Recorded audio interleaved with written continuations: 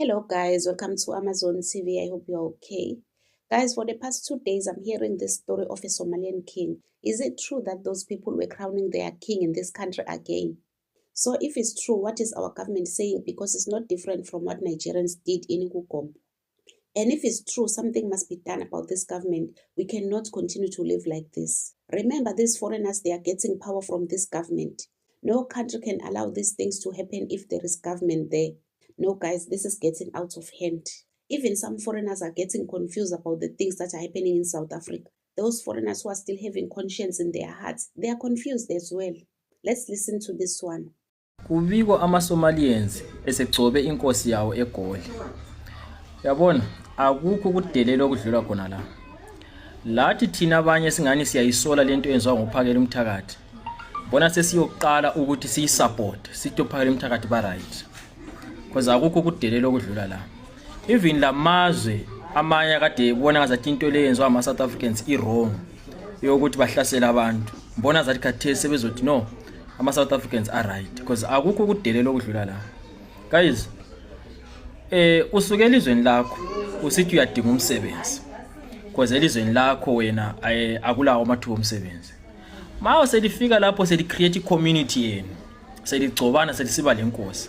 So in other words, we are saying we are not ready or asiyindawo vela sabuyele elizweni lethu la sokusekhaya lapho esesikhona.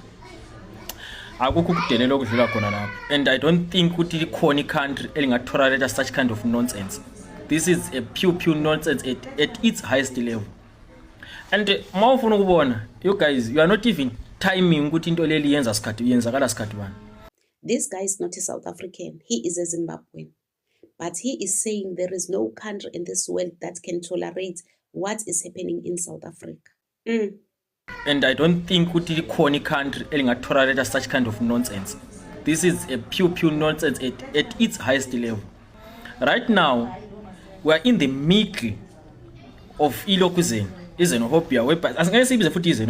We are in the middle where ama-South Africans are saying you guys must leave. Ama-Somalians yikho lapha bona khona kuyi-perfect time kibo ukuthi bagcobe inkosi yabo eGoli. Hayi bafetwa. This is absolute nonsense.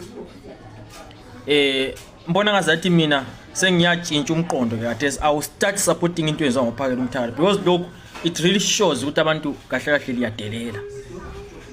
Akukho kudelela okudlula khona lapho. Ayikudelela pure kudelela. Lami sibili makuthiwa ungathiwa sibili lapha njengoba kade silapha eZimbabwe la ama-China. Ungathiwa ama-China lapha se create community yawo sebegcobana sebesiba lenkosi sebesiba labo sobhuku la eZimbabwe. Hayi mina ngangcono mbotsho. I will really campaign against that thing because awukwazi ukudelela ngaleyo ndlela. Awukwazi.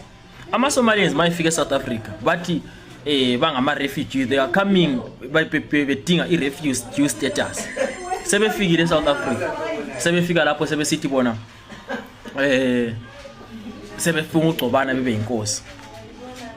Oqala mawuthi yakubhekisisa asikwazi ukuthi kulezi impibane eziseSomalia eziyenza ukuthi basuke bathi bona bazodinga i-refugee status eSouth Africa. We don't know.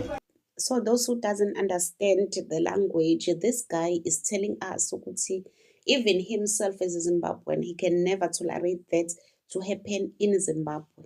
They have Chinese in Zimbabwe. If he as a Zimbabwean hear that Chinese are trying to crown a king or they are crowning a king in Zimbabwe, he will rather be arrested than to allow that to happen in Zimbabwe, in his country. But we have South Africans in this country who are forcing us to tolerate what these foreigners are doing in our country. We have honest foreigners in this country who can see that this is the highest level of disrespect.